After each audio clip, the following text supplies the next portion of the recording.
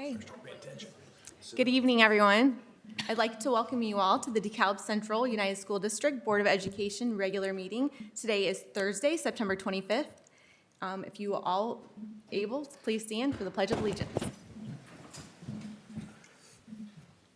I pledge allegiance to the flag of the United States of America and to the republic for which it stands, one nation, under God, indivisible, with liberty and justice for all.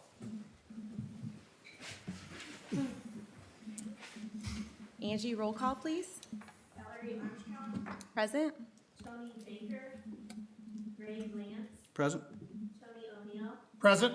Katie Feaster. Present. I'd like to read into the minutes that Mr. Baker notified the board that he had a work obligation this evening. Tonight we will get started with our presentations from DeKalb Middle School. All right, so with great pleasure, I get to introduce Mrs. Carrie Weishart, principal at the middle school. We appreciate you bringing a lot of friends with you this evening, giving up their time at the fair. So, yes. Carrie, take it away. Well, I'm not going to say much, but I am going to say that every morning in morning meeting, before we start our school day, we say, we are, and we say, DeKalb Middle School. So what does that mean? Who are we? That's what I've brought friends along to tell you.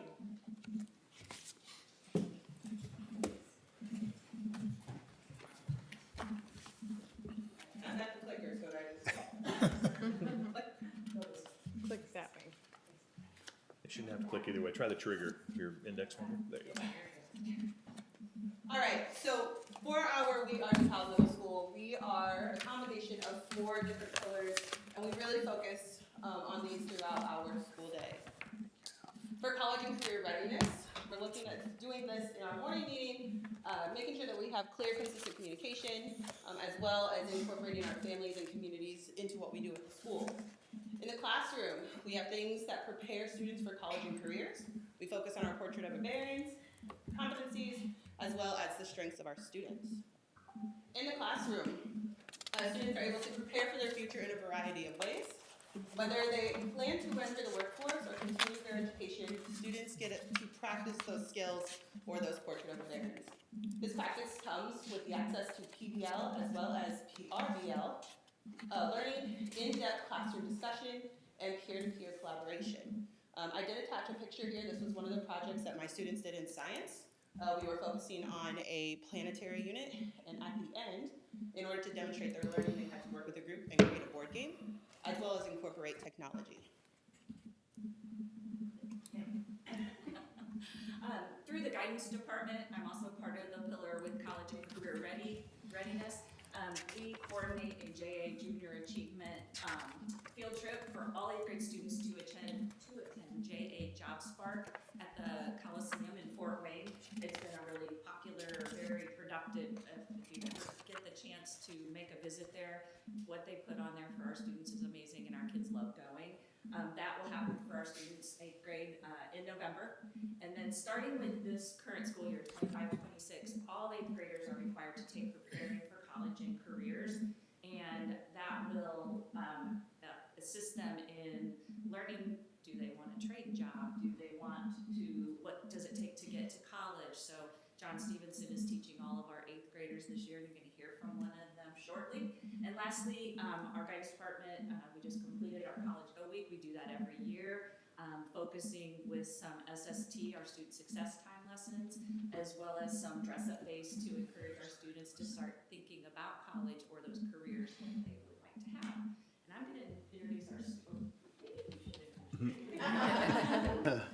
I brought with us Hannah Bullard. She is currently in Mr. Stevenson's college and career class, and she's going to tell you a little about what she's been learning so far. Our DeKalb Middle School helps their students prepare for college and careers by providing a class that's on the subject of college and careers. This can help students learn facts about different colleges and careers that they weren't aware of. And in college and careers, we learn a lot about what college or a career fair is or what colleges there are. College and career. Whoa. Us for our college and careers preparing what? Okay. College and careers prepare us for our future selves, and the class teaches students about college days, job shadowing, and service learning, and a lot more. Our school can help prepare students for their future and help open up new options for things to do in a future career. This is how DCALB helps us prepare for college and careers. Great, thank you, Hannah.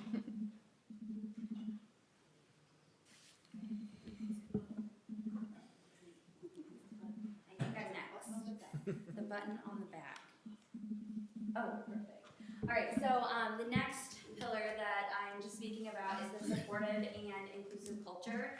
Obviously, this is kind of just how do we ensure that our school is a safe space for students? How do we make sure that it's a culture of belongingness for each and every person that walks through our building? And so really when I kind of got down to the heart and the soul of our climate and our culture, I really just focused on morning meeting, community circles, and all of that kind of blending with Portrait of a Baron competencies. So first of all, starting with morning meeting, I will say that it is one of probably the coolest moments in the day. We start every single morning with every teacher, pretty much almost every staff member in general, and every student in our commons. And it's such a cool kind of unifying moment for all of us to meet and to be on the same page. And each day of the week we have a different theme. We have Motivational Mondays, Teamwork Tuesday, Wisdom Wednesday.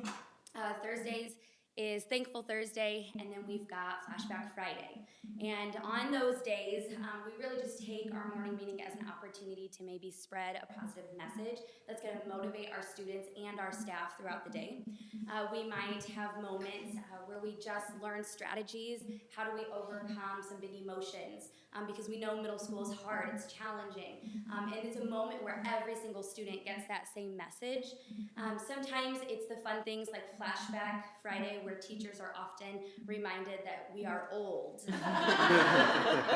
I'm one of the younger ones, but I'm still struggling with old on those Flashback Fridays. But what's really awesome is that all of the messages that we have in morning meeting, they don't stop there. We tend to spiral back and visit those even during our SST time when we have community circles. Our community circle is a ritual that we are expected to do, and every student knows that they are expected to be a part of that. And really that community circle is just a moment where we all form in a circle. We have talking points that give students a space for maybe their voice to be heard, for a little bit of vulnerability. And it's a moment where we get to learn about students things that we would have never known if we didn't have that community circle moment. And what's so cool is really just seeing as they progress throughout the school year, their walls kind of falling. And getting to know each other and getting to pose more questions and having those deeper conversations. It's an awesome moment for even our students to learn about us, that teachers are human beings as well. And so it's just a really cool moment that brings everything together. And so a lot of our students, they'll see things like, for example, we did gratitude beads. We had a morning meeting where we talked about the strategy of finding 5 things that you are thankful for and how that thankfulness tends to replace those negative, heavy things in our brains. And it allows us to be more present in our experiences when we're thankful rather than sad, angry, anxious, and so on. And you can see just some great pictures. The engagement in morning meeting this year is unmatched. It's really awesome to see the students listening. We teachers get to spend some time telling stories in the morning, laughing with our students, and really even just getting to know students beyond our classrooms. I think one of my favorite things is that even having new students in my room this year, I knew them. I knew them from morning meeting from last year. And so it's really just a space where we get to build a culture of just belongingness and knowing everyone and being on the same page and building healthy hearts within our students as well. So obviously to all of that, the meetings that we have in the morning, the culture, or the circles we have around our community circles, those are all centered around Portrait of a Baron. We just did a really awesome competition with communication and handshakes, that first communication that you have with someone. And so it just really is a cool moment within our school each and every day.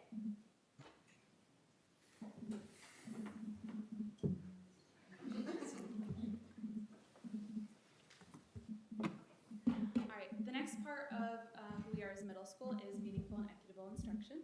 And the way we've chosen to focus on this part is through project-based, inquiry-based, and problem-based learning, as well as our learning-centered practices, which is what we typically do, how we teach our content in a class period. And then we have our block formula, because our classes are 90 minutes, so that's going to be how we choose to break up those 90 minutes to be the most effective. And then we also have our content and grade level alignment. And on the other side of things, we have reading across the curriculum and writing across the curriculum. All right. I chose to kind of focus on emphasizing our project-based, inquiry-based, and problem-based learning with all of you because I think as a school we've spent a lot of time on this and developing these projects and these problem-based units because of the results that we get from those. And those are on your screen. So we have the ever-present question of, why are we doing this? We get that question from our middle schoolers all the time. So this lends itself to answering those questions so nicely because we are engaging them in authentic experiences and actual world problems that they are going to encounter one day. So it's very easy for us to then answer that question of, this is, why you are doing this. This is how you will see this in the future. So it's very nicely connected. Also, it encourages their curiosity. We want them to ask questions. We want them to be independent thinkers and to figure out what's going on. And then that lends itself nicely into problem solving, which, as you guys all know, is a very essential life skill. And they also usually have to be working with other people as they are doing their project-based or their problem-based learning. And that takes a lot of problem solving. So this is a very good opportunity for them to develop those skills as well. And then preparing them for life outside of the classroom, eventually they do have to leave us. So we want them to be as prepared as possible for that.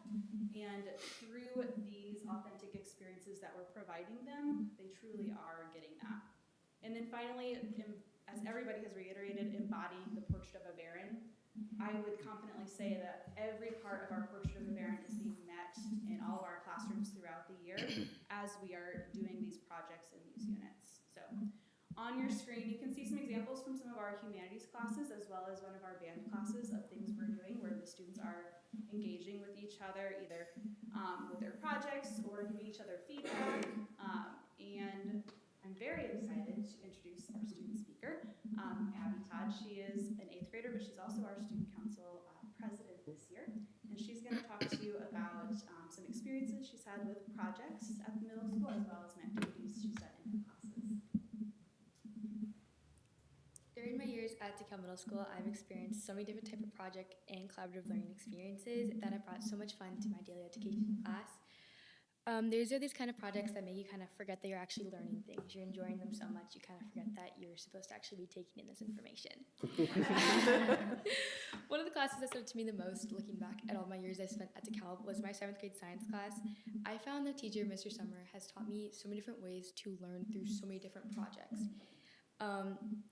I found that they were all so unique and different and something I'd never experienced before, and one that stood out to me so much, and I still think about it to this day, and we still talk about it to this day, is it a parody to a song about our body functions.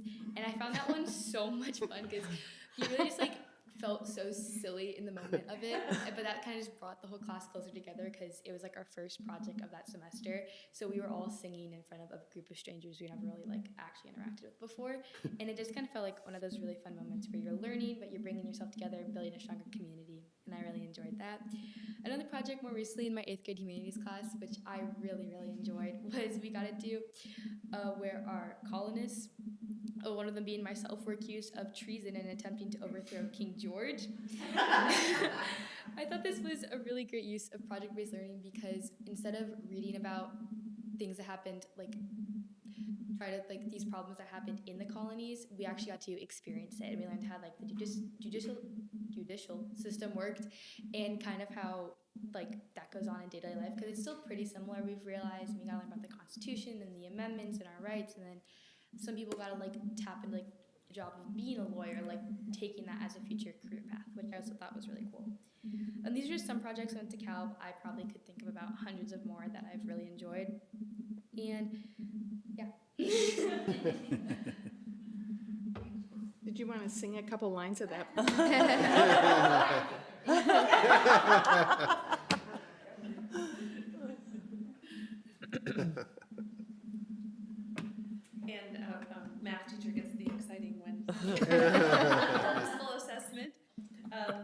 encompasses a couple of areas of consistent grading practices, common assessments, and rubrics to assess outcomes and growth. And teachers have been working collaboratively to develop curriculum maps with learning objectives based on our state standards and frameworks to create rubrics then to help students meet those standards through formative and summative assessments. The emphasis is placed on helping students to know the level of expected performance, develop learning opportunities to help students reach those levels using the projects and problems, and then assess them fairly against those expectations using rubrics that have been clearly communicated with students. And of course, that was some of the work that we did today in our in-service. And we worked on last year, so I know math department has worked extensively on these rubrics.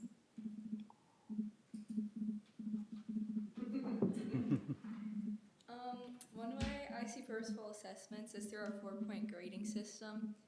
I know that whenever I receive a grade 3 or 4 on an assignment, I'm completing the work at what I'm supposed to be doing or even above the grade level expectation. If my grade is lower, I know I can work with my teacher to improve in that area. And since the assignment in the gradebook details what I'm learning, I know what skills I need to work on to improve. Like, for example, only a few weeks ago, I got 2.5 on my math test. That was not my proudest moment. But then I talked to Miss Hefty about it, and I was able to retake it, and I ended up getting a 4 on my next 2 tests. So I guess it was easy.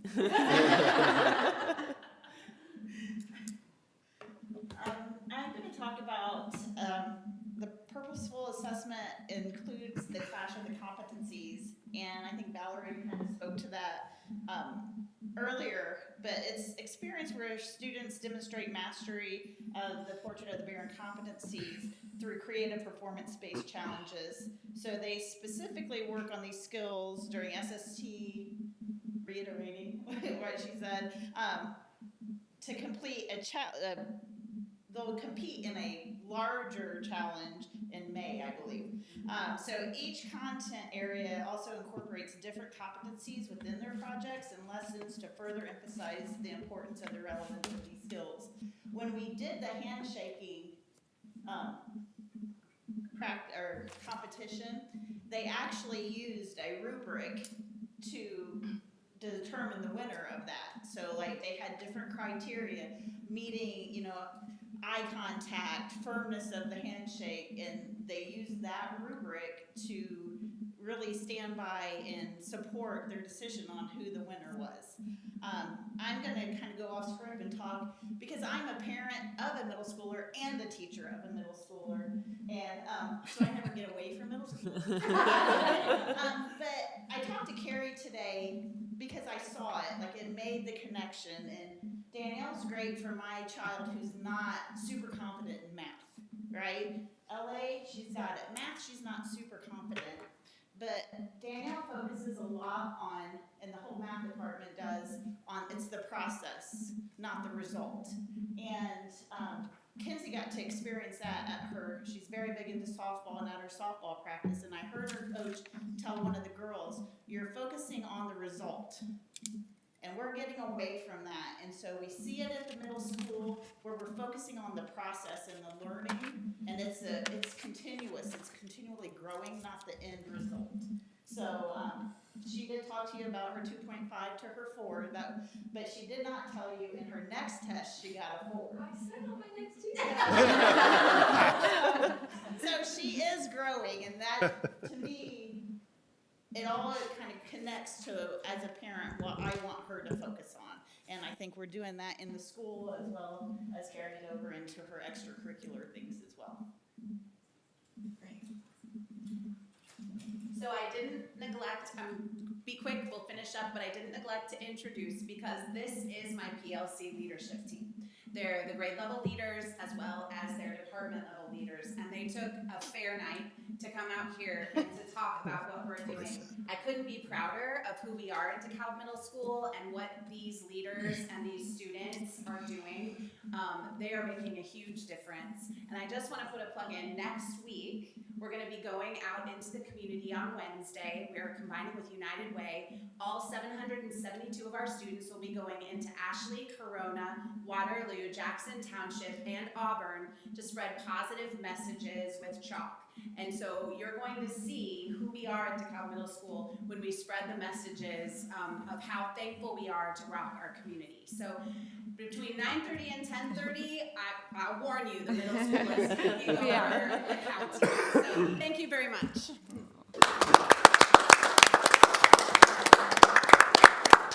To our DeKalb Middle School team and students. Appreciate you guys being here tonight.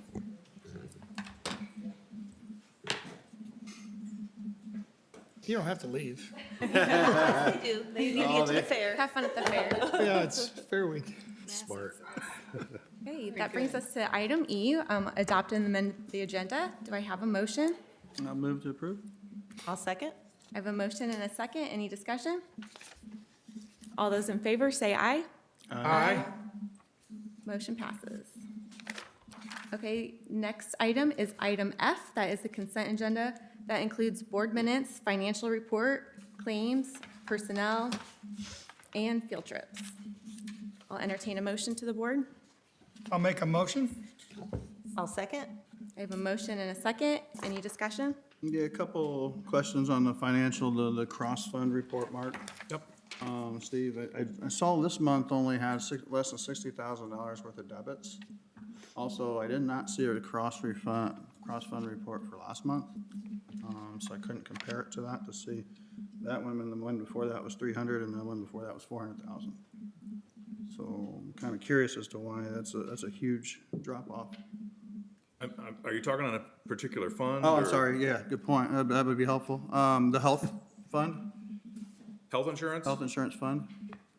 And what was the question? This month, the debits were, or for last month, actually, debits were only $60,000 for the entire month. Right? Money That's- taken in? I'm sorry, yeah. Money taken in, you mean? And Yeah. why is that so low compared to previous months? And then there's also not a cross-fund report from last month. I just noticed, I looked to try to compare it this morning and couldn't I'm find gonna check that first, because I would have thought there would have been one.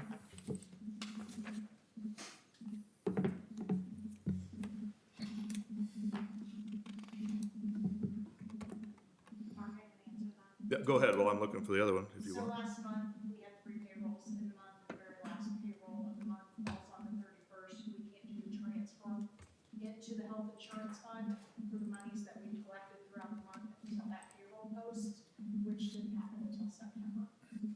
Okay, so we just had one payroll post for only $60,000 for that month? No payrolls posted. Yeah, That no. would have been health insurance premiums paid by retirees, any other insurance revenue that we had. There was over 300,000 that was posted after the roll of September that you'll see in the next set of financial statements. Okay.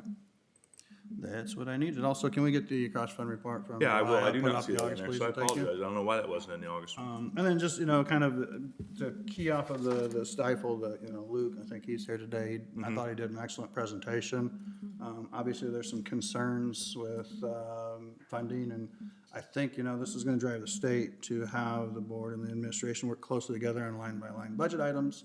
So I think we need to start focusing more on these meetings as far as budgeting and how we're performing to budget on a line-by-line basis. I mean, right now, we're looking at this year, we got 225 slated for impact teachers, and that was just added last October at 50 grand. So again, these are things that we need to understand why we're not applying any monies to, and looking at the budget and on a line-by-line basis. So I would challenge everybody to start looking and thinking that regard, because we're gonna have to tighten our belt loops if what he says comes true. I don't know what we looked at stifle last year, so that's gonna get tight. So that's just my thoughts on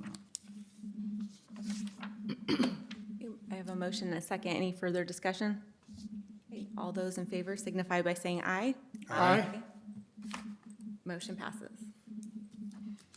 Okay, that brings us to item G, donations. We have several donations, and I think there's information from the various individuals who carried those forward to the board. Just some shout outs here to DeKalb Central Elementary Schools were offered just 81 play couches with an estimated value of over $16,000. And so these couches are used in each of the 4 elementary classrooms. Teachers use them in their classrooms. And they use them for student reading and places for students to go. The students benefit, provides them a comfortable, versatile seating options, enhancing the classroom engagement and support collaborative learning opportunities. So we're just very, very appreciative for the generosity from a local donor and business, FXI, for making this donation, and just once again appreciative of a community partner stepping up and making such a worthwhile donation that truly will get used every day in these elementary classrooms.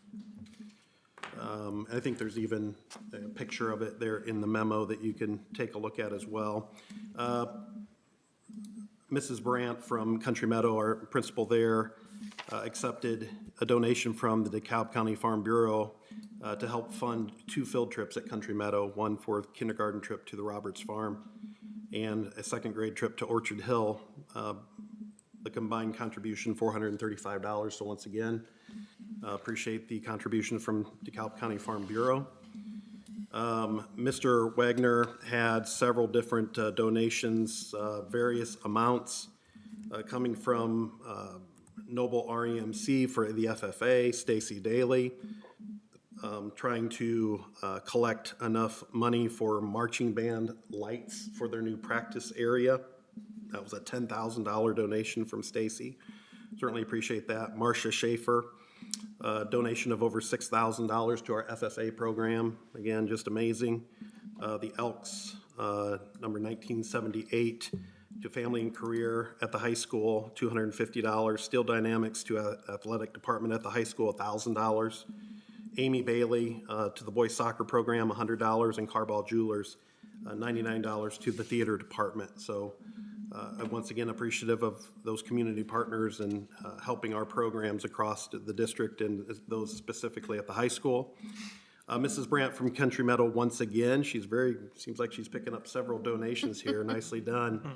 Spell Bowl donations, this one coming from Custom Bottling and Packaging and Nucor Building Systems, totaling $450 for the Country Meadow Spell Bowl team. So we appreciate all the donations from our community partners, whether they're businesses, parents, grandparents, friends of the district, friends of different schools and grade levels and children. And so we couldn't do it without the tremendous support of our community partners. So just great donations, great to see that.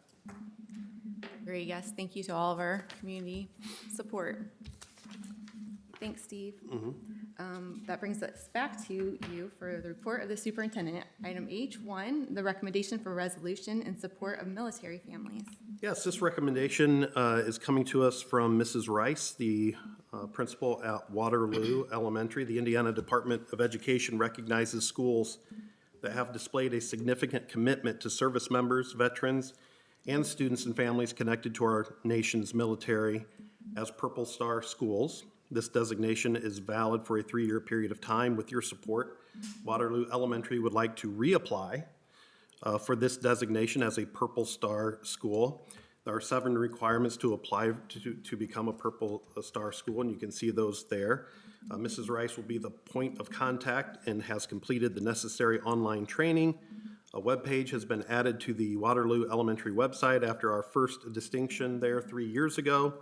Waterloo hosts 2 military celebrations each year, Veterans Day and 9/11.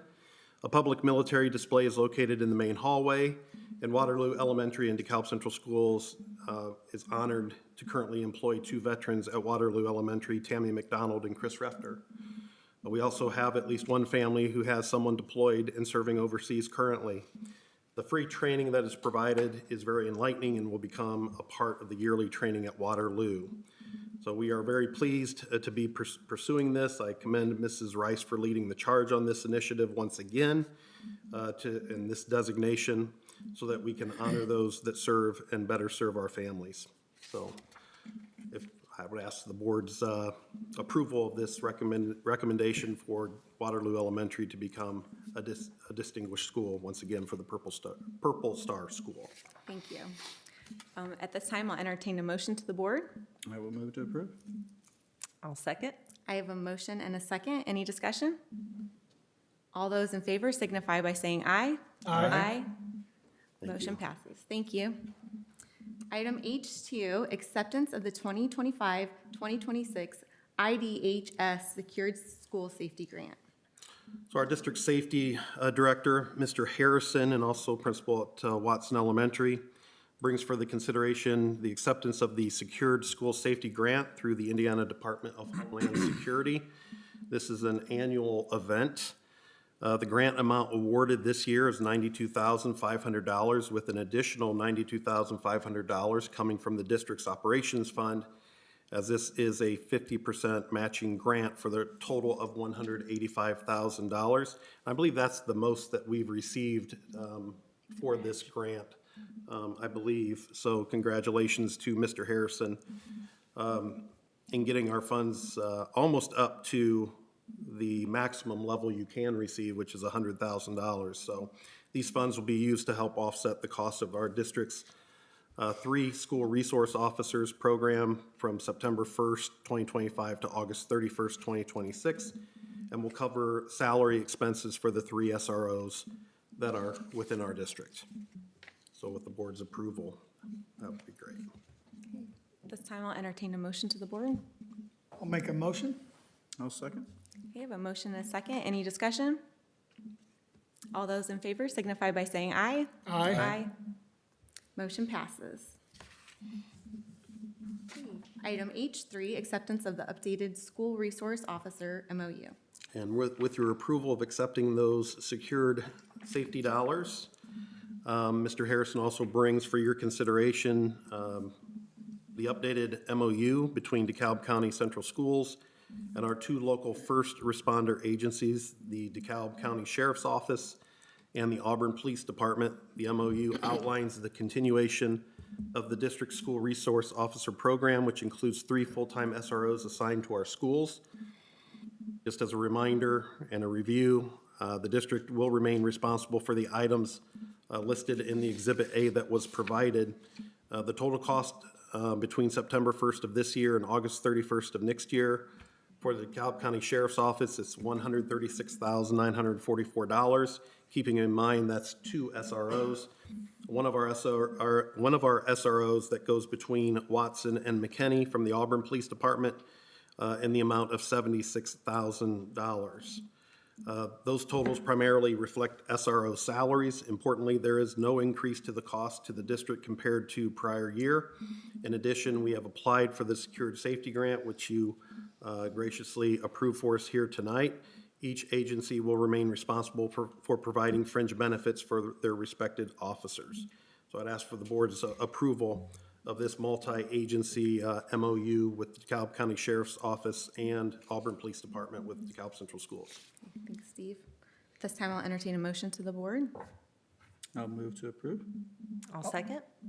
I have a motion and a second. Any discussion? I think these guys do a heck of a job, and I think after current events, I think a lot of people are very happy that they're there, and every one of them is personable, so thank you for your service, and thanks for keeping our kids safe.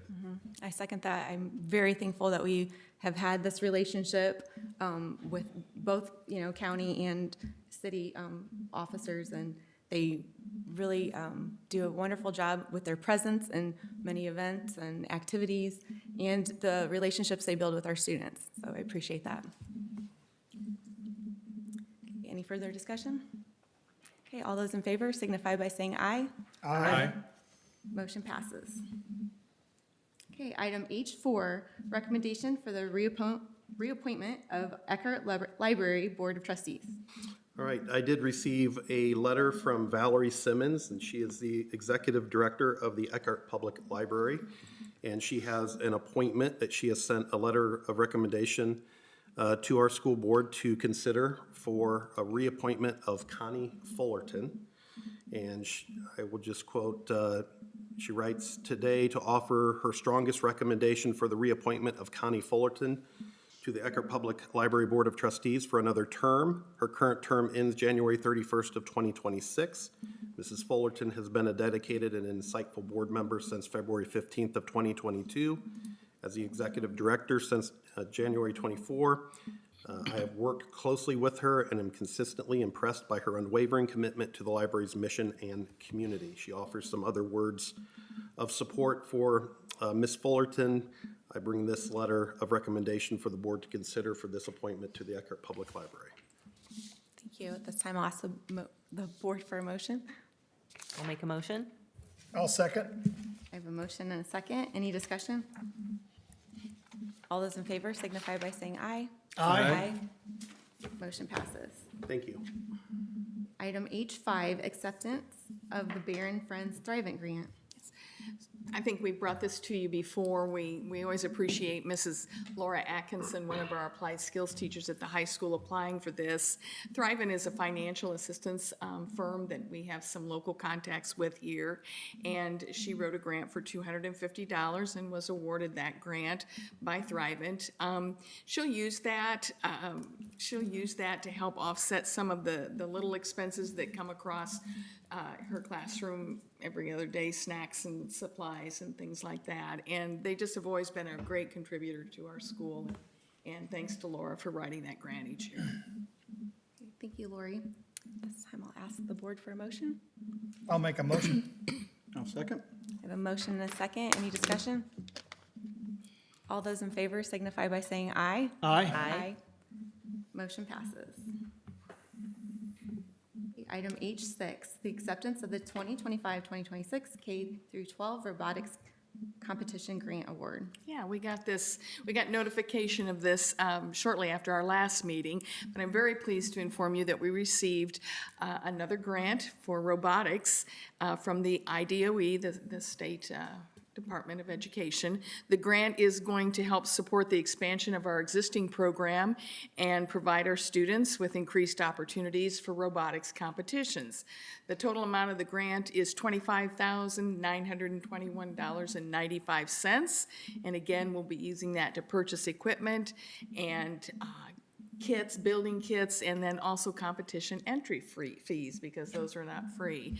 So I'd like to commend Mrs. Kelsey Wirtz for writing this grant. It's getting a little trickier now to get money from the state for robotics because more people are on board. And a lot of the grants that they're sending out are for folks who are just getting started. And we're usually the head of the game on these types of things. So the ones for those of us who are well into it are kind of few and far between now. So I'm really glad we got the opportunity to apply and we received it. Thank you, Lori. At this time, I'll ask the board for a motion. Sorry, I'm like tongue-tied tonight, I don't know why. I'll move to approve. I'll second. I have a motion and a second. Any discussion? I do know, like, people were a little nervous about that, so I appreciate that we were able to get that. So hopefully we look for options in the future too if that becomes an issue. So no, this is important for our students. It is, and it's growing. And thanks for all your efforts on the grant writing. That's a pain, I know. Yeah. Kelsey does It's a a good special job. talent, Yeah, I know. she does a good job.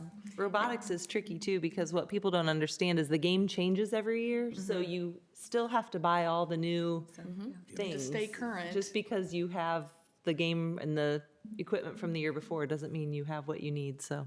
We're hoping to do another competition here at DeKalb. If you get a chance, I'll let you know when that is, because it really is an interesting day, to be sure. Really Yeah, cool. for sure, let us know when that is. Yeah.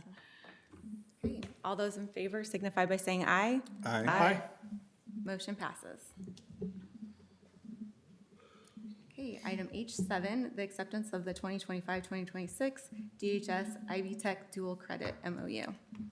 And this is an annual request and requirement that we enter into every year, an MOU with Ivy Tech Community College for dual credit opportunities for our qualifying high school students. These courses reflect all due credit courses and Indiana College core courses now that students have enrolled in. And I believe in your package you received a list of those with the MOU.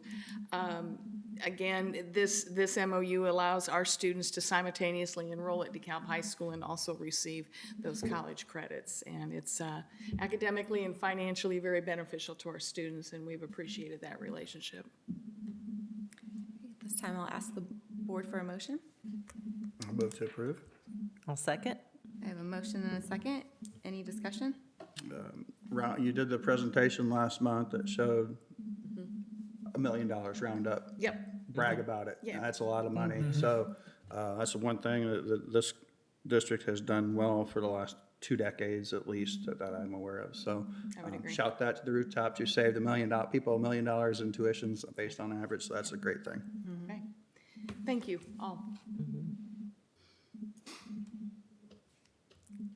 Okay, we passed that one, right? Lost my train of thought there. We have to vote. Yes. Ready to vote? We had a motion and a second. All those in favor signify by saying aye. Aye. Motion passes. Until you've been in that chair, you don't realize how easy it is to forget where you're at. So I appreciate Did we that. get Al. discussion? We've done it Sometimes you so get many thrown off. times. Yeah. Yeah.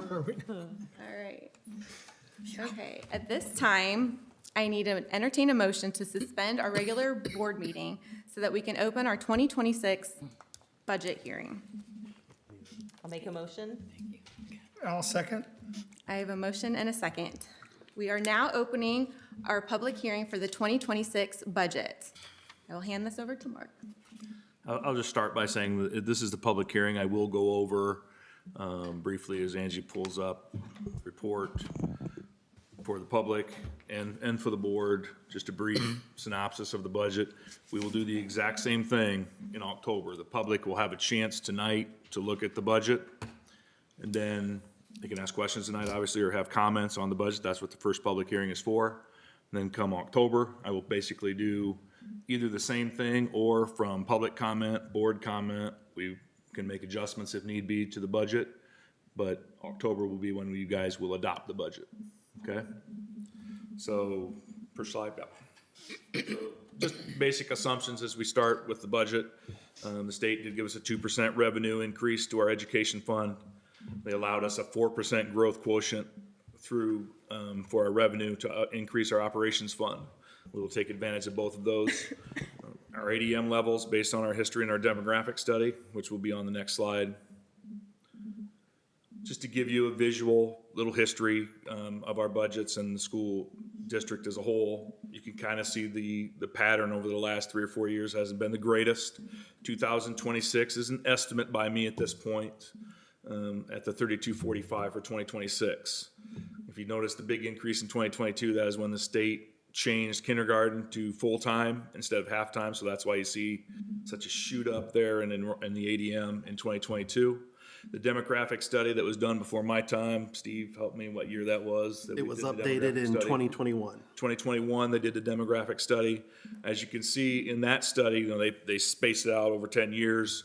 So just from this, if you look at 2022, they had their estimate in 2022 at 3416, and we were sitting at 3460, and I won't read each one of those to you, but each one of their projections thus far has been lower than where our ADM is. So I try to take any win I can get. Obviously, I don't like to see ADM trending down, but at least it's trending down at a lower percentage than what the demographic study said it was going to. Just to show you the history of our property tax rates, all approved by the DLGF. As we've gone through the years, this takes us through 2025. I will show you obviously what I think our projections are going to be in 2026 later. But you can see this district as a whole, I started in 2023, I believe. Didn't have much to do with that rate. But we have been trying to trend the rate down, trying to be very mindful of taxpayers and what we need to use money-wise as a district in our operations and our debt service funds. So that has trended down for us over time. We're currently at 0.7769. Looking at it as a graph on the next one, just to help visualize how it's trended down just a smidge over the years. The orange represents operations, the blue represents debt service and what we spend in a graphical form. Here's our levy. Remember, that's revenue as we bring in from property taxes. So this is for operations and debt service again. As you look at the levy and the amount of money we brought in from 2019 to 2025, you can see basically what we've generated from property tax as it's gone up. We have benefited from a net assessed value increasing over the years. You saw on the previous slide, we've decreased our rate, right, in our property taxes, and yet our revenue has increased. That's due to the net assessed value of the properties in our county. So here is the net assessed value over the years. We do have our net assessed value for 2026. I will share that we are still I believe we're set with Steuben County, but they had a little bit of a snafu with a company called Brightmark, which is obviously the biggest taxpayer in our section of Steuben County. They're in some legal battles right now with Steuben County, and we are obviously the biggest beneficiary of the tax revenue in that section. It is a little concerning, but in talking with the assessors and the auditor in Steuben County, I think it's going to work out. I think we are pretty well set with where we are with our NAV. You can see from 25 to 26, just graphically looking, you can see how it's kind of sloped down. We had a nice curve up when those assessed values are going up. You're seeing it start to level out. You see we went from 1.8 billion to 1.9 in the previous year. That's the immediate residual effect of SEA 1 and the state legislation. We're starting to see it now. I won't be surprised at all if 27 rolls around and the NAV might actually drop down a little bit if property values don't increase more. Quick question. Sure. If I'm reading this right, from 2020 to 2026, that assessed value went up, for lack of 50%? Right. Well, it's not 50%, but Yeah, I mean, roughly, I mean. yeah. Close. 700,000. Yep, 350, absolutely. close. And again, that's attributed to, hot property values. We don't control the assessed value side of it for the revenue that we generate, but just property values exploded over the last several years. Yeah. I think everybody can see that from living around here long. Any homeowner knows it. Right. Just a brief, just a glimpse at our facilities and what we have as a district. The buildings, we operate 6 physical school buildings, along with now our virtual academy this year that's not a physical location. We have four support facilities. You can see our enrollments. Those are as of a couple weeks ago, so that's fluctuated a little bit, I'm sure, but that is our enrollments currently, snapshot. Go ahead. Just to show you actual spends, I'm just going to show you through 2024. Excuse me. I like a graph like this that can show you, I've mentioned this in work sessions and previous board meetings, when the state makes adjustments to our revenue, you can see by this graph, the first two columns represent our salaries and benefits paid out of the education fund. It gets very difficult if we see state funding cut to look many places other than staffing to make adjustments. It's not something we like, it's not something we want to do, and it's something we're hopeful we're not going to have to do. But I think this graphical representation can show everybody when things like that happen with our revenue coming in, we don't have a lot of places to look to cut the budget. It's when you hear the state tell you, tighten the belt, you got to do more with less. Well, they're telling you need less people because I can't make many cuts for many of the other things. Next slide. We see the same thing in the operations fund. Little different, but the two biggies are still your salaries and benefits in both funds. You're paying your people the most, you would expect that. And I thought this was a good graph for the public and for the board to see. You got a quick question, 23 to, I noticed on both slides from 23 to 24, is that maybe an extra payroll period in there? And which one, I'm sorry? Just for the salaries from 23 to 24, almost looks like 24 had one less pay period in it. Well, it wouldn't. Well, I don't know if that year was. So it looks like a huge, I don't 23, recall 24. getting rid of anybody last year, so. Yeah, I'm not sure. Sorry, it just jumps out with the graph. Yeah, I makes agree. it noticeable, so it could be just timing of the period, so I don't know, I can check that, but I'm not sure, but because we didn't obviously hire high-end salaries mid-year or anything, so. Really, the dollar amount's not that much, maybe the graph just kind of makes. Yeah, the graph is, you see from 3 to 3.5 million, so it can be a little deceiving sometimes when you're only talking, like, from where it's going up, it's 3.5 to 4. So that's 300,000, so that almost like a pay period, extra pay period or Right. something. Okay, thank you, sorry to interrupt. Yep, no, you're fine. Next slide. So now we're into the actual 2026 advertised budget. This is what's posted to Gateway. This is what's posted on our website for the public to see. You can, yeah, if you can go up just a little more so you can see the notes as well, Angie, I'd appreciate it. Thank you. So here is where we're seeing our funds and where we're going to be. We're keeping our rainy day at still $1 million. Debt service, our budget estimate is around 7.6. I guess I don't need to read them to you. You can see what our current levy is. That's for the 2025 year. So in the last column there where you have the levy percentage difference, if you remember in years past, when you advertise your budget with the state, you always want to guesstimate high in your advertised budget, because if something happens at the state level, our ADM explodes, whatever it may be, or the state changes the formula all of a sudden on us before we adopt a budget. If I put this number too low and we receive more money, we're not eligible for that money. This number can go down, but it can't go up. I can't, from advertised to adopted, increase these numbers. So I'm always going to put the number high. I put on the notes below for the public and for the board.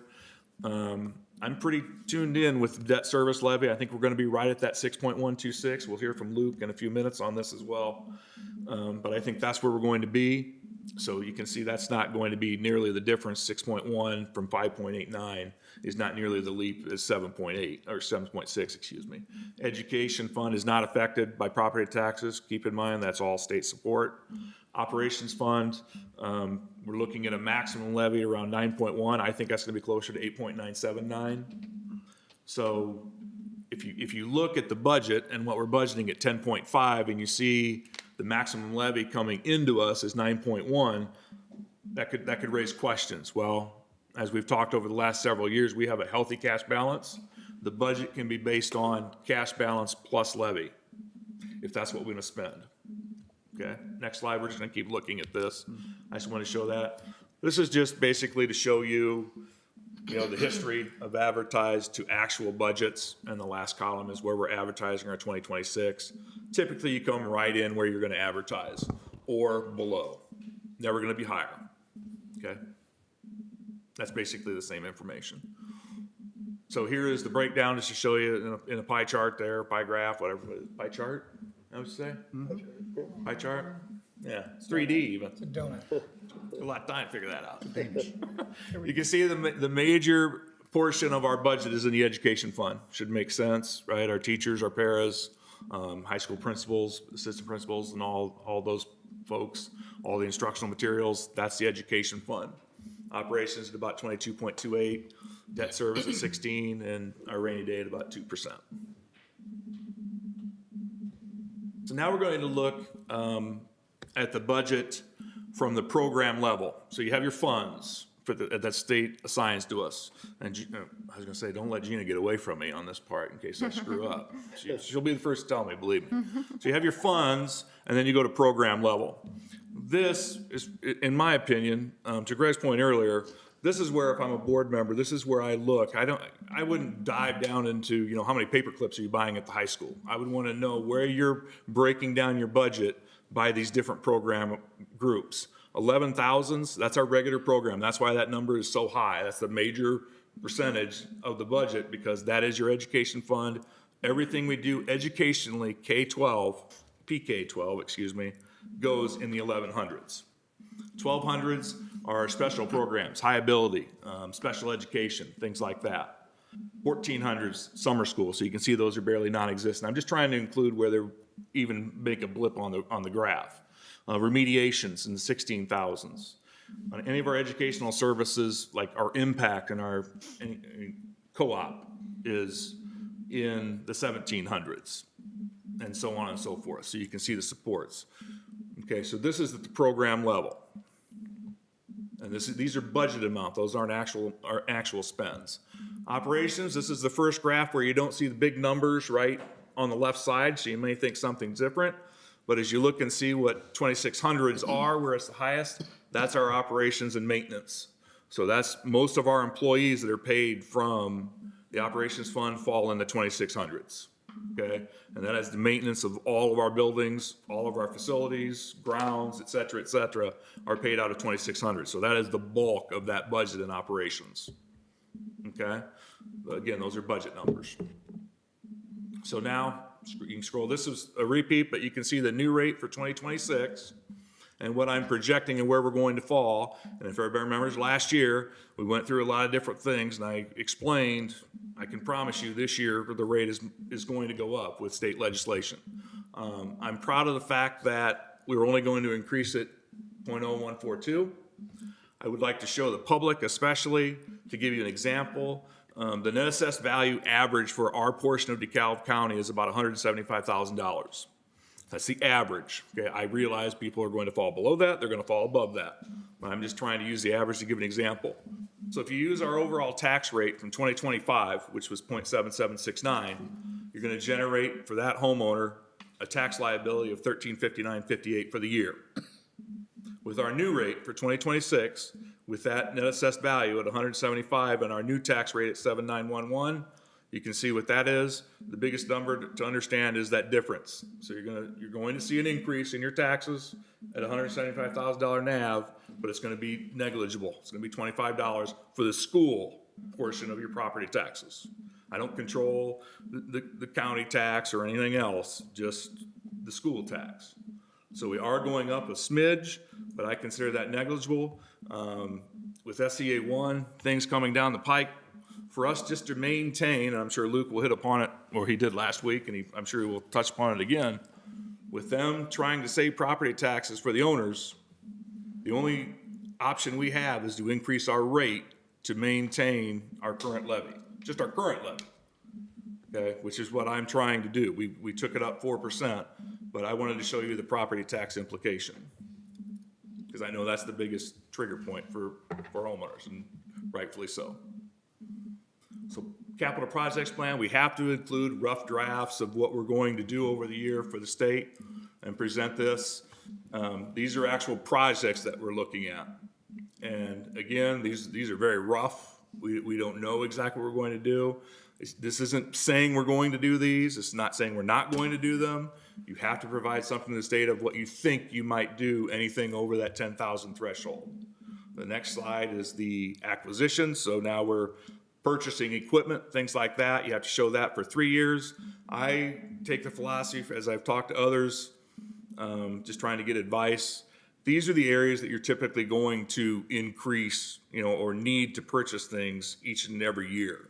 In your technology, in your custodials, in your cafeterias, grounds. You didn't have any this year. Vehicles, just all of those things you may have. Same concept. It does not tie us to, it's not saying we're 100% doing this. It's not saying we're not doing this. That's not to say that we couldn't do something that isn't on this list. They just like to get a broad idea of what you're going to do, anything over $10,000. Last one is the bus replacement plan. This needs to fall out 5 years. This is still blank. I will tell the board that we do end our lease in 2027. I could have put things on this sheet this year. I am not doing that because as I talk to my cohorts and we look at what's happening in the state, remember that all is going to come out of operations or debt service for the property tax side. Many schools are shifting their train of thought with school buses. And the train of thought is, hey, we're going to keep our buses for longer than 12 years now. That was what people have done in the past. You hit that 12-year threshold, the only requirement of the state is that you have 2 inspections done on those buses a year. The other downside of not purchasing new buses would be, they're all going to fall out of warranty, so we may have some costs there.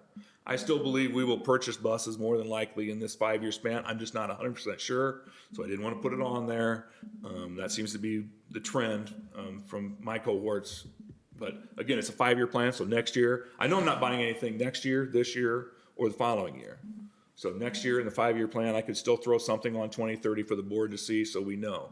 I'm still planning on bus. I'm still budgeting that way. I'm knowing that we're going to have to do something with school buses. We're not going to let them get to be 50 years old. And I don't want to wait 20 years to buy anything and then have to do a massive purchase of buses. I want to tier it. So, maybe we're going to replace 5 buses every year for a few years. More than likely, next year, you guys will see something on that bus replacement plan. I think that's the last slide, if I remember right. So that's all I have. So Valerie, if you... Great. Thank you, Mark. At this time, I would like to invite anyone in the audience that has any comments to speak. Reminder, if you'd like to speak, to state your name and address. They may have to come up to the mic. Yeah, too. you come up here. About the budget. Just About the this budget. hearing, only about this hearing.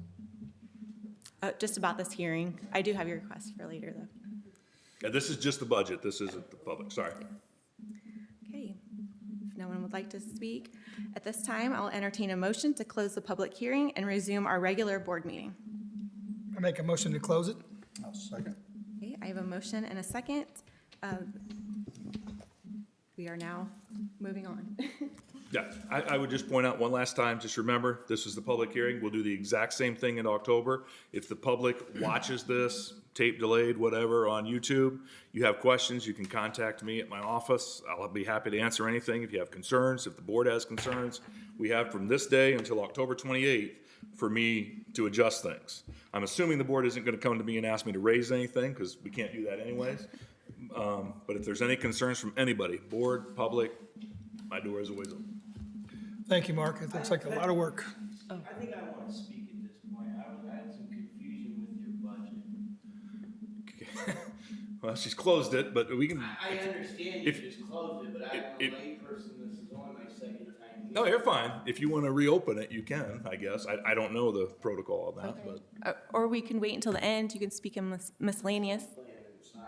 Okay, all right. Well, at this time, I'll ask the board to reopen. I'll make a motion to reopen the hearing. I'll second. Okay, the meeting is now reopened.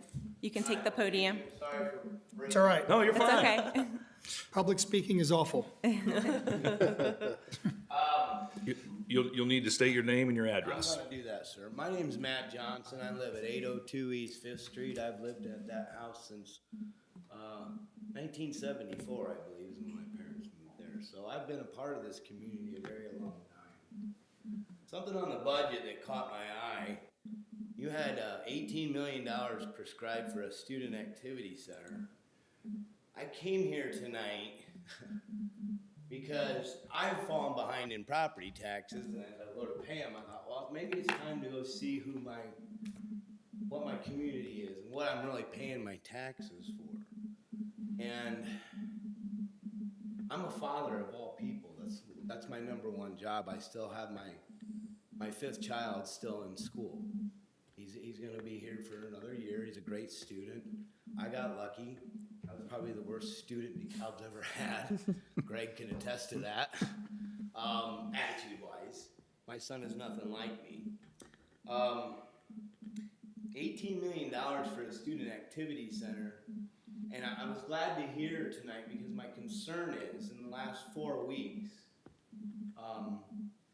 there's been violence at a level that I'm not used to seeing in the civilian side. I'm a military man. I don't know what it was. 4 or 5 weeks ago, New Haven had a problem at their football field. Are you guys aware of that? Mm-hmm. And they've taken corrective action. 2 weeks ago, unfortunately, Snyder High School doesn't have a playing field right now. I don't know the logistics of Snyder, but we were sent to Krager Park. And because of seating, I didn't even sit on the sidelines. I sat behind one of the goals. And something was going on, and I've addressed that with Snyder, and I believe they're handling it. Subsequently, something else happened where one of the boys on the Snyder team threatened one of our boys with a gun and prompted he was going to do it after the game in the parking lot. And a group of Snyder boys came to our bus. A few of us parents witnessed it. And then we had last night. And I'm glad that you're bringing on more resource officers, but as a military person, that's not enough. We need a big presence at all of our events of police officers. Columbia City's doing it. Times are different. Children are different from my perspective. Some of them are very angry, and we're seeing that every day we wake up. And I would hope this community would put our children's safety first above all things. All things. Because this is happening so fast, everyone. Last night's violence woke me up, kept me up. And I know you're all good people. I'm not here to tear anybody down, but I would like to see more dedication towards the safety of our students, hands down. This should be one of the most secure campuses in the county, in the state. One resource officer is good, but one's not enough. We need more. I would rather see just more safety, more presence. And I would like everyone in this room to at least, I appreciate you hearing me. I'm just a concerned father. And this pattern that we're seeing every day we wake up needs to be addressed. I believe you're doing it, but I would rather see $18 million budgeted towards the safety of my son and all our sons and daughters than an activity center at this point. It needs to be taken serious from my perspective. I know you guys take it serious. I see you trying, but I guess I'm just tired of seeing it. We need to realize that it's going to get worse. It's getting worse. And I commend every one of you for doing this. I couldn't do it. I've known Greg for a long time. I'm too busy to do this and care. I'm just a layperson in the community, but they say all politics is local, and it's time to make it local. And that's all I got to say tonight. Thank you. Thank you. Thank you. Thank you, Thank Mr. you, Matt. Johnson. Okay, at this time, we will entertain a motion to close the public hearing. I'll make a motion to close. I'll second. Okay, the meeting is now closed. We'll resume our regular meeting. The next items are H9, 10, and 11. We will begin with our resolution. The two resolutions the board will consider tonight are related to the proposed capital improvement project. I would like to remind the public that our votes tonight do not mean we are approving a bond. Simply, if we approve these resolutions, we are okaying the public hearing and presentation of a bond request at our October meeting. Mark, would you please briefly share our proposed project? Sure.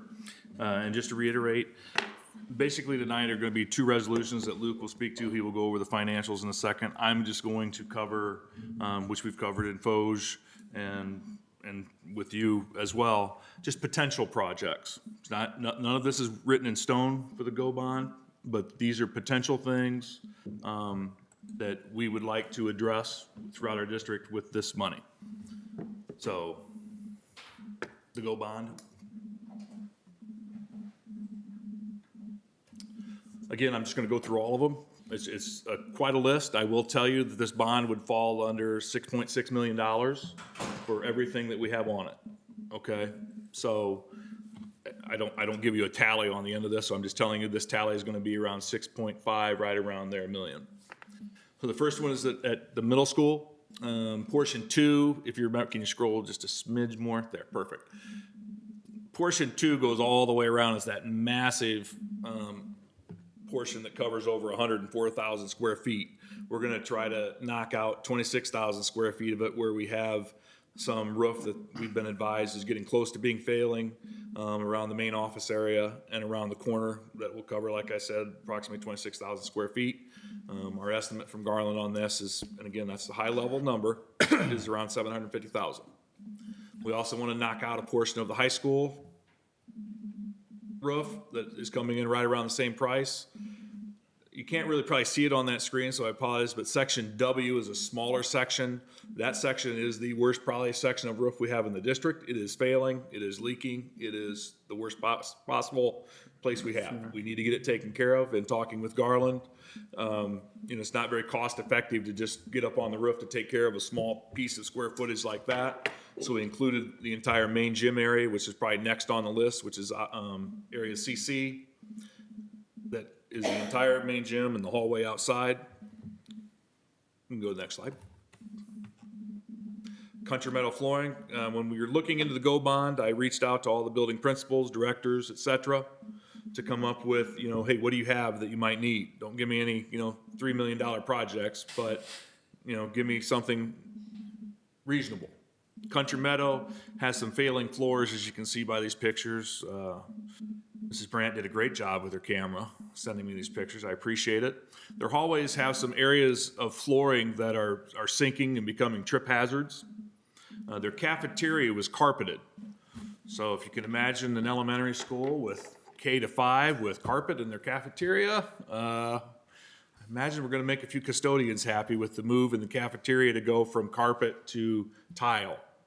That came in at about $66,000. Next is trying to centralize our DDC controls throughout the district to get them all on the same brand. Watson is next up on that, and that's roughly about a $500,000 project upgrade. Watson? Sorry, I don't have any cool pictures of DDC controls. Softball field lighting. Keep going, this is the most important part, see these pictures. Yeah, those pictures are straight. It's the poles that are not straight. We want to replace the old poles and lights at the softball field. That's approximately $228,000, and we're going to replace the batting cage with an estimate of about $18,000. That's been one I've heard and been on my radar for a little while. The cafeteria has some serving lines that are basically end of life. We cannot purchase parts for them. It's where the heated food goes in as kids walk down and pick up their food. Our food service director has notified me that, if something were to go wrong with one of those serving lines, if we lose something, she can no longer get parts for them. So we don't want to be in a situation where our kids can't get food at the high school. Mr. Wagner worked with her to look at those. We need to replace 2 lines.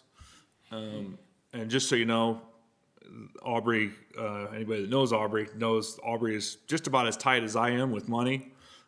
She was willing to take out a food service fund, half of it, if need be. That's how important it is to her to get done.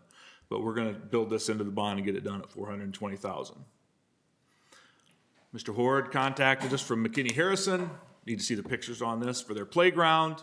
It's a fenced-in area that gets trampled on daily.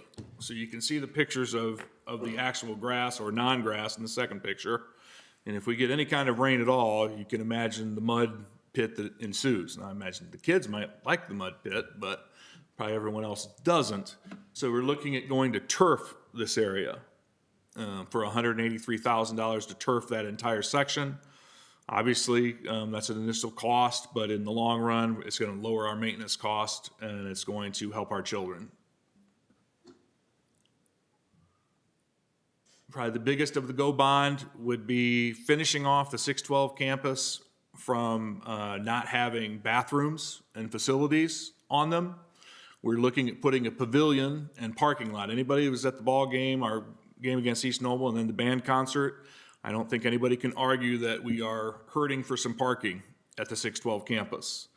So part of this project will be putting in a 103-spot parking area between softball and tennis, and then another one over at baseball and cross country that is approximately 73 spots. That one will attach to our maintenance parking lot, so we have pass-through for anybody driving through. And there will be an open-air pavilion with a restroom building attached at each spot. We will just duplicate what we're going to do at each spot with the pavilion. The next slide will be a picture, just to give you an idea. Here's the parking lot, and you can see at the top there, past it, the pavilion and the restroom area, which you'll see. But we put it up top because that's closest to soccer as well. Next slide will show you the parking lot at baseball and cross country. Gonna have to go just a smidge higher so they can see that. There's the pavilion down there. Everybody enters for baseball right there at County Road 31, basically right where that new parking lot will be going in. So we put the pavilion at the bottom of the parking area because that will service cross country as well. So to see the actual picture of the pavilion, here's what it would look like. That's the one side. If you want to go to the next one, that's where the restroom doors will be. It's partly covered, and there'll be part air open as well if you wanted to be outside getting sun, whatever. Next slide will show you the layout of the interior for the restrooms. And what everybody's most interested in with the next slide will be the price tags. And again, these are high-level estimates. These are all in. These are hard and soft costs from Garmin Miller. So the parking lot at soccer and tennis is around $601,000. The pavilion at $607,000. You notice the numbers for baseball cross country are a little smaller. You remember the parking lot is much smaller. There's less grading to do at that location than there is, so that's why that number is lower. And the pavilion is a lower price tag because at the soccer facility, we're going to have a lift station, and that's all going to boil down to sanitary, is where that number got really increased. Okay. Maintenance department needs a new mower. Seems like, why didn't they need a $47,000 mower? Well, this is the big one that, geez, Matt, help me out. I didn't put it on here. I should have. What's the width? 98 feet, 96 inches. Yeah, 96 inch. The one we have now, they call the bat wing, where the deck folds up on both sides. It's so massive that it doesn't fit on one of our trailers. So for us to get it to Country Meadow, to get it to Watson, for the big fields that we need to mow, the guys have to drive this mower all the way there at about, 6.5 miles an hour. I'm not worried as much about the speed as I am the safety. It's a safety concern, especially driving up to Country Meadow. So we can buy a new diesel mower. It's going to mow faster. It's going to be more reliable for $43,250. We'll keep the bat wing for the 612 campus because we have a lot of spaces to mow here. And this one will be able to fit on one of our trailers so they can just haul it and mow different areas. Transportation building needs new security lighting, additional really, but we're going to replace the old ones they have since we're going to be adding a couple of poles for them as well. This is in the fenced area where drivers come back from sporting events, field trips. It's late at night. A lot of the corners of that transportation lot are dark. They can't see. They have to back their buses into areas. This is a safety and something they've been asking for a few years at around $33,000. The central office refresh. This building that we're currently in is original from 1992. I am not looking to do massive things here. We're not going to gut the place and start over. It's not where we want to spend money. We haven't spent money here other than in the boardroom, I don't think, probably much of anything since 92. So some carpeted areas. We want to update the entrance where people come in. It is kind of the face of the district. Our restrooms, kitchen area, flooring where we can. Our maintenance team is going to be able to do the labor, so we'll be just looking at the materials that we would need, and that's going to be roughly around $55,000. Our tech building is going to be relocating to the outside garage area that is detached. It's in the same area of the house that it's in now, but we are going to refurbish the tech building, and we have plans for the current house that tech is in to possibly transform that into our new choice location. So we would have them closer to the 612 campus. As that program has continued to grow, we have about 30 students in the morning and the afternoon. It just makes sense to have them close to administration, guidance, SROs if necessary. We run our Boomerang backpack out of the Choice Academy right now, so they'll be able to deliver right to the house into the back door. As we look to possibly expanding Choice with the middle school, this area allows us to have a totally separate area for middle school Choice students to keep them separate from high school students. And we're looking at around $60,000 for that. Our deferred maintenance, when we talk about our HVAC and equipments and roofing and electrical and plumbing needs, the beauty of the GO bond is I will be able to, kind of umbrella this with a project that would handle all of our buildings at about 1.4. All I basically did was take the other projects and subtract out what I would have left to get us to the threshold of the bond and put that towards deferred maintenance. Things for the board to consider and why I want to do this is a way for us to protect, number one, avoiding an operations referendum, to protect our operations fund for bigger projects that come up, like a boiler goes out. We can use this deferred maintenance money. We have 2 years to spend it. We can use this to protect what's in our operations so our employees will be protected so we don't necessarily have to riff. This is a strategy that a lot of school districts are going to. It's why you're seeing a lot of school districts bonding right now to try to get some deferred maintenance built in to their debt service fund. I think that's the last slide, so I'll turn it over to Luke now. He'll go over the financial piece of it.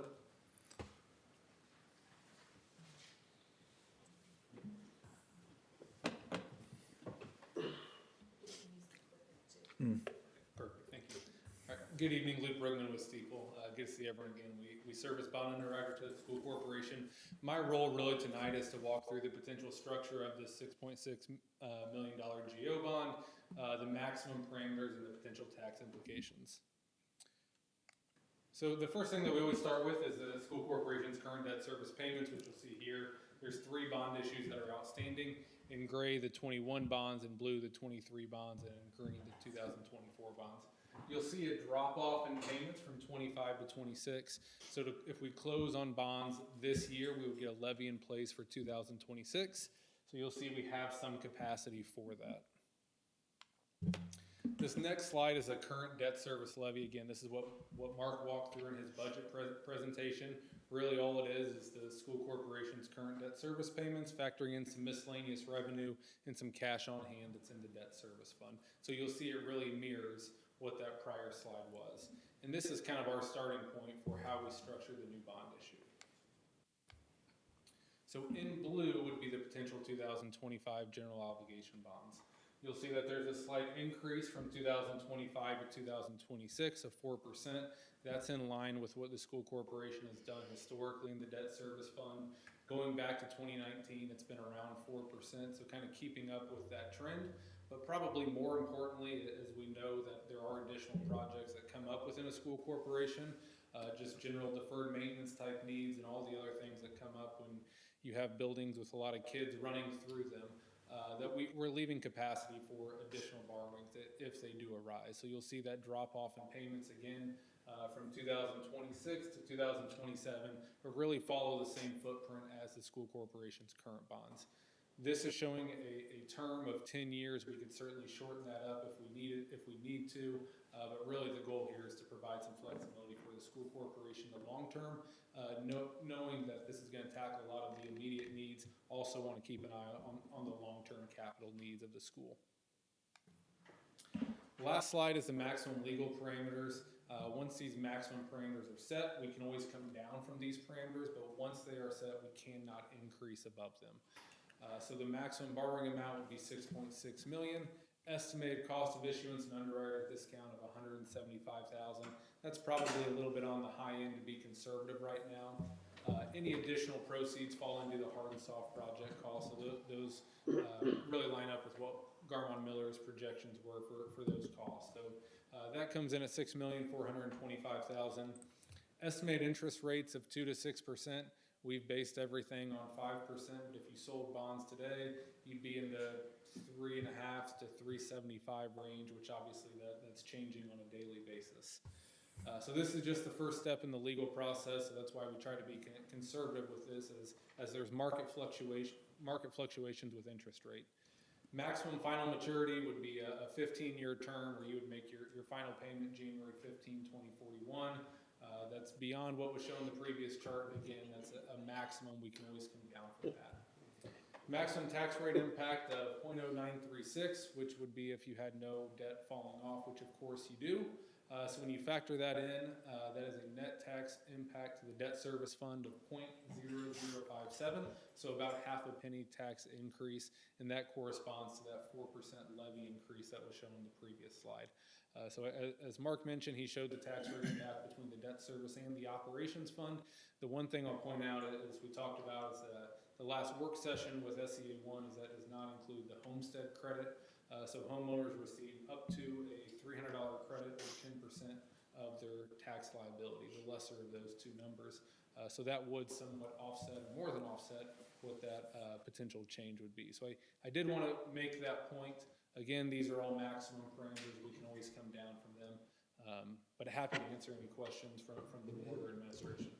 I would just point out before they have questions, if you have up the budget, that 0.0057, if you notice 25 to 26, that is the difference then in the debt service rate, that 0.0057. Mm-hmm.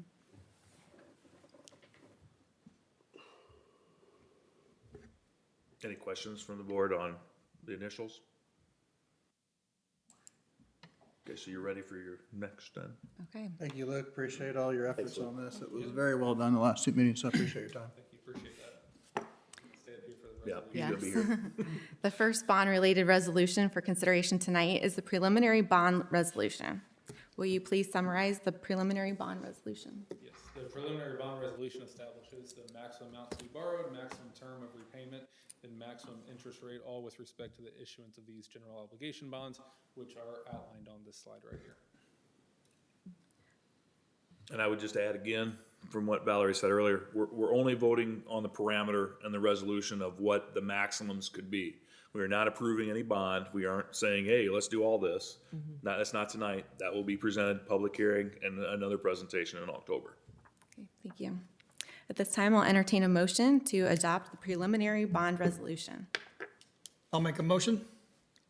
I'll second. I have a motion and a second. Any discussion?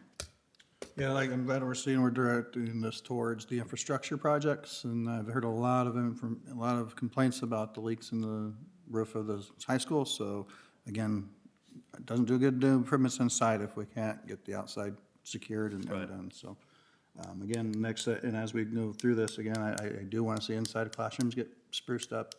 We need to, some of those high school classrooms haven't been done since I was there, so, and I'm not going to say how many years that is, so. But, no, I think this is good. We got to take care of our infrastructure. If we don't have classrooms. Thank you. At this time, I'll ask for a vote. All those in favor signify by saying aye. Aye. Motion passes. Okay, the second bond-related resolution for consideration tonight is a reimbursement resolution. Yeah, so this is a federal tax law with the IRS. This essentially allows the school corporation to reimburse themselves for any expenditures that they have before we close on the bonds. So it doesn't obligate you to do so, but if you do spend any dollars before closing, it allows you to use bond proceeds to reimburse those funds that you spend out of. Thank you. That all makes sense? Yep. Like we sell it in October, we could start project, if we had to hire somebody in to come and do something, I could pay them out of operations and then reimburse the district with the bond money. IRS requires that resolution. Okay, at this time, I'll entertain a motion to the board. I'll make a motion. I'll second. Okay, I have a motion and a second. Any discussion? As long as we're notified ahead of time that we're going to make Absolutely, that, the yeah. board has to approve that. Yeah, Right. make sure that. Yep, I'm good with that. All those in favor signify by saying aye. Aye. Motion passes. Thanks, Thank Luke. you. Thank you. Thanks for Appreciate being it. here again tonight. Thank you, Luke. I just have to second on Greg's comments. Luke, Eric Long from Ice Miller are worth their weight in gold. These guys know what they're doing. They aren't as nice to me as they are to you. They really make it easy for you to understand, and they really press my financial knowledge of bonds, and I think just to make me look silly sometimes. But this district is lucky to have Ice Miller and Stiefel as partners. Okay, thank you. Moving on, we are now at our miscellaneous portion of the meeting, so I'll open up to our board members if you have anything this evening. I always have something to say. I missed the band competition, but I heard a lot of positive things. The negative part was the parking. But, people were so excited to come out, great attendance, great comments online. So if you missed that, I was gone, so I missed it too. But nothing but positive things from what we've been doing out there so far. So kudos to whoever's doing all the work. Girls golf sectional champs, 3 years in a row. Yep. Congratulations. We had a play this weekend, Romeo and Juliet. Missed that. A lot of fall activities. There's a lot of things going on. If you're sitting at home listening, get up and come out. There's tennis match and soccer match. So just get out. It's nice. The fair will be back next year. Middle school things. There's a ton of middle school activities. We talk about the high school things and what's going on there. There's middle school cross country. There's middle school volleyball. There's middle school football. Some of the kids in middle school are in marching bands. So if you got a middle school kids, I apologize. They'll get better when they get older, but it takes time. But the tournaments are coming up. So if you haven't been to one of the activities here, you're going to have to check the calendar. They're not all here. But you need to get out and see what's going on. So there's a great buzz to be a Baron right now. So happy to be a part of it. Check out those bleachers. Well, They're nice. the bleachers are nice. Thank you. Thanks, Tony. Does anyone have anything else? No. Okay. We did attend the ISBA conference, fall conference in Indianapolis last week. That was last week, right? I don't know. I feel like time is very crazy right now. But that was very informative. We attended and met with different boards and different administrations and just learning about what other school districts are doing across our state. And I find those meetings very valuable. So, and a good time for us to connect as well. It's nice to go to those meetings as well and see what they're doing, and we're doing most of that stuff anyway, just a little better. So that's kind of cool. Pat on our back. Right, administration? I just quickly comment, we had a teacher in-service day today. A lot of great things happening across the district, and it's a powerful day when we can commit ourselves to this professional growth. I commend all of our leaders in the buildings and our teachers for attending and growing in their profession so that we can provide the best education possible for our students here at DeKalb Central. I know I appreciate the community for allowing us to have these in-service days, especially our parents. I know that means kids are home for the day, but we appreciate it. It is a powerful, powerful day, and we appreciate working alongside our community to make sure we can provide this to our staff. So thank you. I'm good. Okay. I would just want to publicly thank, there's too many people, because at our first home football game with the new bleachers, obviously we're not done with the concessions building. The amount of people that came to me with positive support was why I do this job. I was just very proud to be a Baron that night and the next night with band. Several band parents I talked to. It's just exciting where we're going. I'm happy. I'm excited for the future of DeKalb. Steve did a good job of putting out the comments, and I think he sent something out to people on that. So I would address just the one thing that came across as a negative from some people in terms of the sound quality. Yes, you're correct. We only have our speakers on the far side right now. I promise you'll probably be telling us to turn the volume down once this stadium is done. The speakers that are going to be on the home side are going to be phenomenal. Everyone's going to be able to hear just fine once this project is completed. But I would just like to thank the community for all the support they've given me, Steve, Lori, everyone probably up here. And all the community people that just attended. There was more than just parents there. It was amazing. It was a fun night, and I look forward to more. Thank you. Yep. At this time, I'll open it up to our audience, and we do have a community member that would like to speak. Mr. Turner, you take the podium.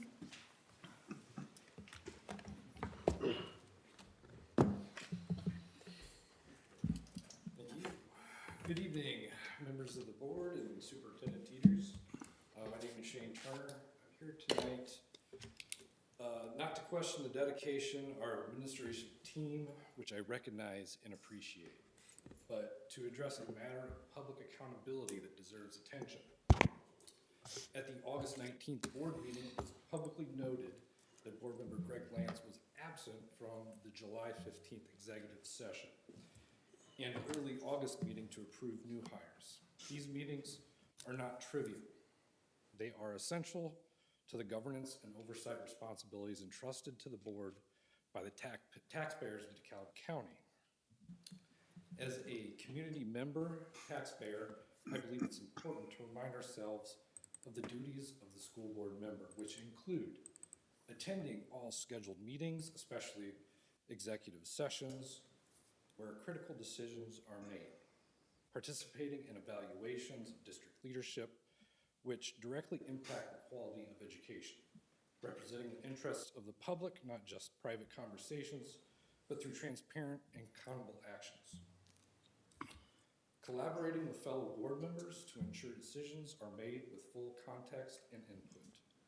When a board member is absent from key meetings without explanation, it raises concerns not just about the individual's commitment, but about the integrity of the board's decision-making process.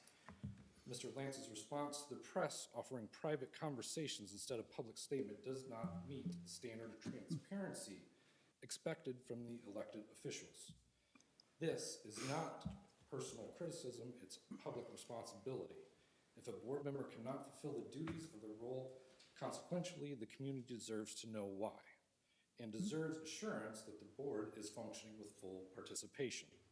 I urge the board to reaffirm its commitment to transparency, accountability, and I respectfully ask Mr. Lance to address his absences publicly as part of the duty to the constituents he serves. Thank you. Thank you, Mr. Turner.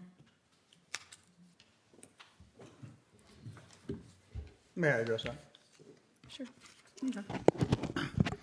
Well, I did not attend the 7 a.m. meeting. I had a family emergency that came up. I did not have time to contact anybody. I am a father, husband, grandfather, and I do take care of my elderly mother. So 7 a.m. meeting, approving new hires, it's a rubber stamp. Executive session afterwards, if it's important, should have been done in the evening. I have other work obligations. So from that perspective, from a professional's perspective, it was not a critical meeting on that regard. I had to take care of my family first. As board president, I continually altered meetings to allow the ladies to attend to their families. As a father, I should be accustomed to the same, afford the same opportunity. The executive session in regards to Superintendent Teeter's evaluation. Well, there was somebody pretty much abused the technical IT infrastructure in our organization, so I had a conflict with my work. I told them that. Secondly, it was an evaluation that, number one, was based on a rubric. Anybody knows anything about a rubric, you're comparing a person to a peer. Well, we only have one superintendent, so you can't compare him to anybody else. So from there, that methodology is flawed, A.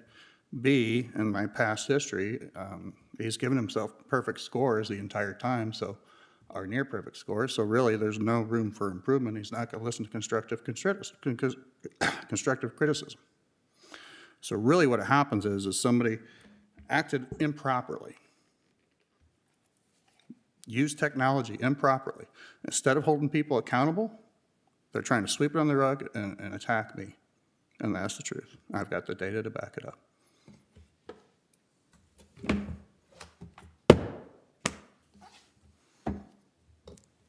Does anyone else have anything this evening? Okay, at this time, I'd like to read into the minutes that our next Facility and Operations Advisory Group is October 2nd at 6:00 p.m., and that will be here at Central Office. Our next regular board meeting is October 28th, and that is at 6:00 p.m. here at Central Office as well. At this time, I'll entertain a motion to adjourn. I'll make a motion to adjourn. I'll second. I have a motion and a second. All those in favor signify by saying aye. Aye. Motion pass. Meeting adjourned. Thank you.